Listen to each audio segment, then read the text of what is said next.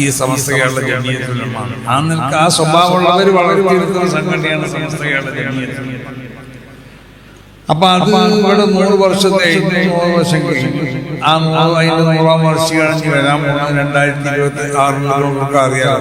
കുനിയിൽ വെച്ചുകൊണ്ടിട്ട് കാസർഗോഡിനടുത്ത് ഫെബ്രുവരി ആദ്യത്തിൽ അതൊരു സംഭവ ചരിത്രമായി കൊണ്ട് മാറ്റാൻ സാധിക്കണം.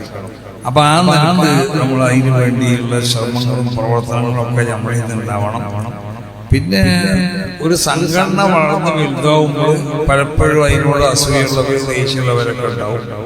പല നിലക്കും അതിനെ നശിപ്പിക്കാനും അല്ലെങ്കിൽ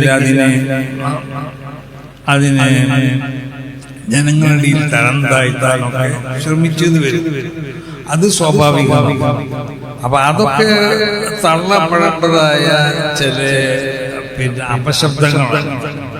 അപ്പൊ ആ ശബ്ദങ്ങളിലേക്കൊന്നും നമ്മൾ ഒരിക്കലും പോകണം. നമ്മൾ പോണ റൂട്ടിൽ അപ്പൊ ആര് ഞാൻ ശബ്ദിച്ചാൽ എന്റെ വൈക്കോ എന്ന് പറഞ്ഞു. അപ്പൊ അങ്ങനെ കുരക്കണവർ കുരക്കട്ടെ, എന്തായാലും നീ പോണ വൈക്ക് പോയാൽ മതി എന്ന് പറഞ്ഞിട്ട് ആ മാസികൾക്ക് തെളിഞ്ഞത്ത് പറയുക.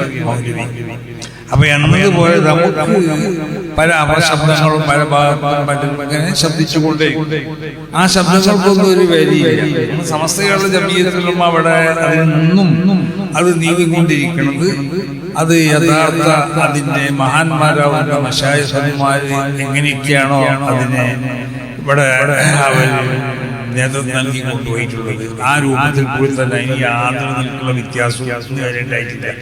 സുന്നത്ത് ജമാഅത്ത് അതിന്റെ ആദർശത്തിന്റെ അതിനെ ശക്തിപ്പെടുത്തലാണ് ഒരു ലക്ഷ്യം. പല ലക്ഷ്യങ്ങളുണ്ടെങ്കിൽ പല ലക്ഷ്യങ്ങൾ പലതുണ്ടാവുന്ന പറയാത്ത എല്ലാ ലക്ഷ്യങ്ങളും നമ്മൾ പറയുന്നുണ്ട്. ഇപ്പോഴത്തെ ലക്ഷ്യങ്ങളിൽ പെട്ടത് തന്നെയാണ് ഇപ്പോഴത്തെ മതസൗഹാർദ്ദം ഉണ്ടാവണം, മനുഷ്യന്മാർ തമ്മിലുള്ള സൗഹാർദ്ദം ഉണ്ടാവണം, വിദ്യാഭ്യാസപരമായി അത് എല്ലാ വിദ്യാഭ്യാസവും ആവശ്യമാവുന്ന ഭൗതിക വിദ്യാഭ്യാസം ആവശ്യമാണെങ്കിൽ അതനുസരിച്ചൊക്കെയുള്ള പ്രവർത്തനങ്ങൾ വളർന്നതൊക്കെ സമസ്ത കേരള ജമിയ ഈ രാജ്യത്തിന്റെ നന്മക്ക് വേണ്ടി പ്രവർത്തിക്കണം, ഈ രാജ്യത്തിന്റെ ഗുണത്തിന് വേണ്ടി പ്രവർത്തിക്കണം, ഈ രാജ്യത്തിന്റെ പിന്നെ ഐക്യത്തിനെതിരാവുന്ന ഉണ്ടാവാം. അതൊക്കെ സമസ്ത കേരള ജമിയത്തുൽ ഉലമയുടെ നിയമ അതിന്റെ ഭരണഘടനകളിൽ തന്നെയാണ്.